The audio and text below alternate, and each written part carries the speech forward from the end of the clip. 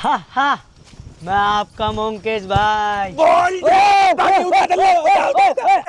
तुझे पता है तूने किसे उठाया है? बे तू एआई का कच्चा है ना? एआई का कच्चा नहीं, एआई का हेड हूँ। बे ओए चेले ओए, अगर तू एआई का हेड है तो हम भी कचरों के डैड हैं। बे तेरी कसम बक्की बक्की में दे देंगे। अबे मेरा क्या कसूर है? कसूर? अबे जाए सुबह शाम खाते पीते हकते मुतते तुम्हारा चेहरा इंस्टा फीड में आ रहा है। मैं इंस्टाग्रामर वालों को देसी पिलवा दिया क्या जो तुम्ही को दिखा रहे हैं? तब मोंकेश भाई तुम्हारा चेहरा इतना निगाहों में बस गया है कि हर कोई तुम्हारी तरह दिख रहा है। ये देखो, ये भी मोंकेश भाई लग रहे हैं। ये देखो, ये तो दोगेश भाई लग रहे हैं।